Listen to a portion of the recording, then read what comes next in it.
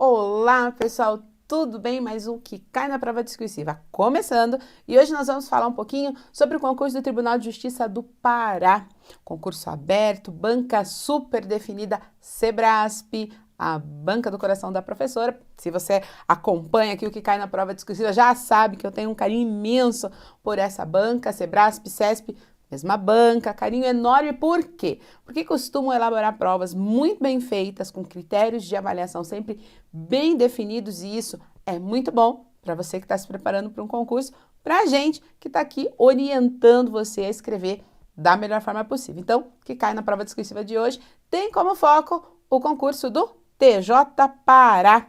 E para falar sobre a prova do TJ Pará, eu separei algumas informações importantes presentes no edital e nesse bate-papo de hoje nós vamos seguir três abordagens aí bem interessantes. Primeiro, vamos falar um pouquinho do edital, alguns aspectos relevantes que fazem parte do edital e dos quais você não pode se descuidar. Segundo, vamos falar da banca, o que você precisa saber sobre Sebrasp, sobre a forma como ela elabora suas questões e sobre seus critérios avaliativos. E por fim, focando aí nessa forma como elabora as suas questões, eu separei uma questão recente, elaborada pela Sebrasp, coincidentemente do TJ Paraná, né? TJ Pará, TJ Paraná, para que você possa já ir se ambientando com a maneira como as questões são elaboradas por essa importante e renomada, conceituada banca. Vamos lá, então, vamos dar uma olhadinha em algumas questões presentes no edital que são importantes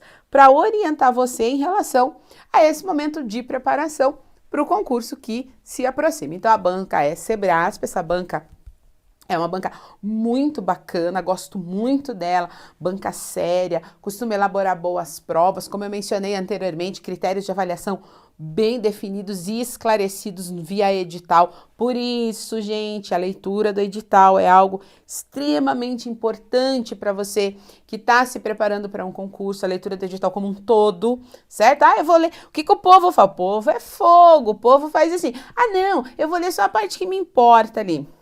Data da prova, quantidade de vagas, salário. Isso é importante, é lógico que é. Mas você precisa fazer a leitura de todo o resto, toda a normatização do processo está ali no edital. E caso você decida abrir mão de ter acesso a essas informações, você pode acabar tendo problemas na hora da prova, porque não vai saber de outras questões igualmente, se não mais importantes, né? Então, a leitura do edital, na sua totalidade, é algo super recomendado, não dá para abrir mão disso, ok? E lá no edital eu pesquei algumas coisas importantes para nós. Então, para esse concurso, são 200 vagas de suprimento para suprimento imediato, então há 200 vagas abertas, mais a possibilidade de composição de cadastro reserva, isso é importante, né? É uma quantidade bastante grande de vagas, né? 200 vagas, mais o cadastro reserva, então capricha que você tem muitas chances de abocanhar uma dessas vagas. Existem cargos de nível médio e de nível superior, né? As remunerações são bem generosas também. Para nível superior, analista judiciário e oficial de justiça avaliador, e para nível médio, auxiliar judiciário. A prova está agendada, né? Tá prevista. Por que a gente fala prevista? Porque vai que acontece alguma coisa e essa data precisa ser retificada, né? Então, a prova está prevista para o dia 19 de janeiro de 2020, então ainda tem um tempo bacana aí para você se preparar com qualidade. Não deixa de dar uma navegada pelo site do Aprova, conheça lá todos os cursos que são oferecidos, são cursos elaborados por profissionais de mais alta competência e qualidade. Eu tenho certeza que vai suprir, sim, toda a sua expectativa e a demanda do concurso, né? Então, dá uma olhadinha lá no site, veja como é que está organizado, né, o curso para TJ Pará, isso é importante.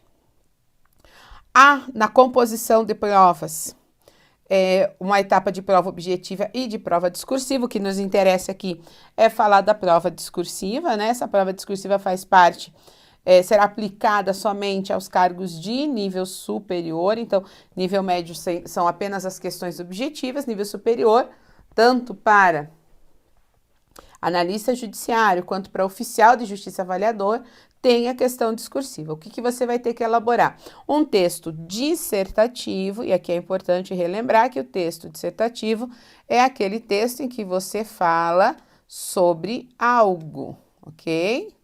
Você vai falar sobre um determinado assunto. Direcionamentos serão apresentados a você para que sejam seguidos e o teor desse texto é predominantemente informativo, porque falar sobre algo, por mais que traga de maneira implícita, subentendida, um posicionamento, a própria escolha de palavras que você vai colocar no seu texto, ou até mesmo das informações, já pressupõe um viés opinativo, mas é sobretudo um texto em que você transmite, você compartilha, você expõe informações. Esse texto tem que ter de 20 a 30 linhas, certo? 20 a 30 linhas, e a temática é uma temática da atualidade, que é o perfil da banca, né? Cobrar algo que seja relevante socialmente falando e que esteja em discussão na sociedade. Não fique centrado apenas em questões envolvendo o estado do Pará, mas sim o país como um todo, porque é importante, você vai angariando conhecimento e informação, quanto mais, melhor. A prova discursiva vale 30 pontos, certo? E desses 30 pontos, para você conseguir ocupar uma dessas 200 vagas para início imediato, para contratação imediata, você precisa pensar em 30 pontos. Isso é um ponto bem importante, uma questão bem relevante, porque às vezes a pessoa fala assim, mas eu não vou conseguir, professora, ter a nota máxima. Ok, mas você não pode desejar ter a nota máxima. Às vezes o pessoal fala, não, 8 tá bom. Aí você fica focado no 8, consegue um 7, não dá certo. Então, se a prova vale 30, foque nos 30. Se bem que concursos de grande concorrência, isso é uma questão matemática, né? Concursos de grande concorrência, os tribunais são concursos que têm uma alta demanda, você precisa de perto de 90% de aproveitamento da prova para se classificar bem. Então, se a prova discursiva vale 30 pontos, você precisa pelo menos 27 desses 30 pontos para se classificar bem e ficar tranquilo, sabendo que uma das vagas poderá ser ocupada por você, ok? Aliás, a distribuição dessas vagas faz parte do edital, dá uma olhadinha lá para você saber, tá? Voltando aqui para as informações, então é um texto dissertativo de 20 a 30 linhas com temática da atualidade, cujo peso é 30 pontos. Muito bem. E aí chega a grande pergunta, né? Como devo me preparar para a banca Sebrasp? Como é que eu faço isso? Existe, professora Dani, existe uma técnica, uma magia, alguma coisa? Existe a persistência, existe a leitura, existe o comprometimento, mas existe, sobretudo, o conhecimento acerca do perfil da banca. Então, olhar provas anteriores, observar até o próprio site da banca, ele traz informações, padrão de resposta, é super organizado. Então, se apropriar dessas informações sobre a banca é o melhor caminho para você se preparar para um concurso organizado por ela. Sebrasp é uma banca séria, é uma banca boa, faz questões inteligentes, então você tem tudo para alcançar sucesso se você seguir essas recomendações. Então, a melhor forma de se preparar para a Sebrasp é conhecer a Sebrasp. Visite o site da organizadora, veja lá os concursos anteriores, veja como saem informações relacionadas à prova, busque padrões de resposta de prova discursiva e você vai ter condições de entender o que era a questão e quais eram as expectativas da banca avaliadora. Isso ajuda bastante. Mas, além disso, ajuda também a entender um processo interessante de correção construído, né, em relação à observação de macro e microestrutura e a existência de uma fórmula para cálculo de nota. Essa fórmula vem sempre descrita nos editais, existe um padrão, né? O número de erros pelo número de linhas escritas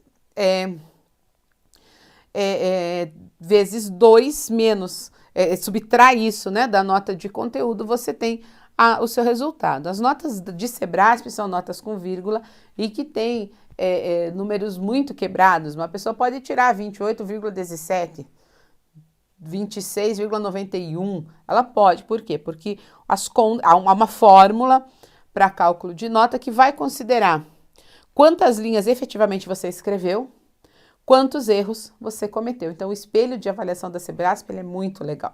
A macroestrutura tem a ver com o conteúdo, com você cumprir os comandos da proposta e você atender os direcionamentos que aparecem de forma explícita nos comandos. A gente já vai dar uma olhada numa proposta e você vai entender melhor isso. A microestrutura tem a ver com aspectos gramaticais normativos que são observados no seu texto. Grafia, acentuação, morfossintaxe e propriedade vocabular.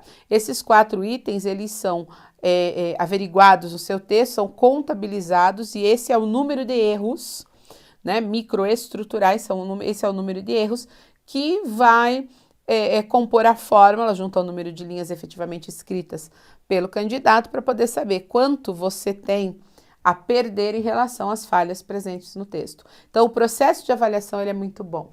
Eu gosto muito disso. Só que entender esse processo de avaliação pressupõe dar uma olhada numa prova anterior, e como eu mencionei no início, a gente vai dar uma olhada na prova do TJ Paraná, que é uma prova realizada há pouco tempo, para que você entenda como é essa dinâmica da banca. Eu printei a prova, olha só. Printei a prova para que você pudesse ver tudinho, ó. Aplicação 2019. Então, é uma das mais recentes provas, achei bacana ser de Tribunal de Justiça, né? O único senão é que esse concurso, a exigência era nível médio e para o seu concurso, nível superior. Mas a proposta presente aqui serve tão somente para a gente entender como a banca se organiza. Então, toda essa parte, né, de explicações que a gente está vendo aqui, que eu estou marcando aqui para vocês, ó, toda essa parte de explicações é padrão. Então, sempre tem. Nesta parte da prova, faça o que se pede, usando, caso deseje, espaço para rascunho indicado no presente caderno. Em seguida, transcreva o texto para a folha de texto definitivo da parte discursiva da prova de conhecimentos, no local apropriado, pois não será avaliado fragmento de texto escrito em local indevido. Isso é padrão da banca. Qualquer fragmento de texto, além da extensão máxima de linhas disponibilizadas, será desconsiderado. Na folha de texto definitivo, a presença de qualquer marca identificadora no espaço destinado à transcrição do texto definitivo acarretará a anulação da parte discursiva de sua prova de conhecimentos. Ao domínio de conteúdo serão atribuídos até 40 pontos, no seu caso 30, dos quais até 2 pontos serão atribuídos ao quesito apresentação. Geralmente, eles trabalham com um percentual, né? A apresentação aqui 5% do valor da nota. Então, isso é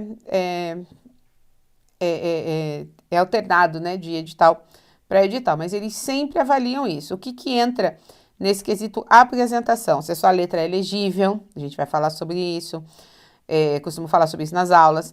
Se você respeita a margem, se você faz indicação de parágrafos, mas também avalia a estrutura, se realmente, de fato, você fez um texto dissertativo.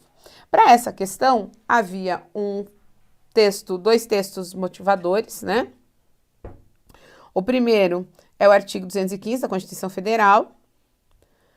O segundo é um fragmento de uma entrevista da Farida Shahed, né? Uma entrevista concedida à ONU. E o terceiro, 3 textos, perdão, um fragmento do texto do Nicholas Allen.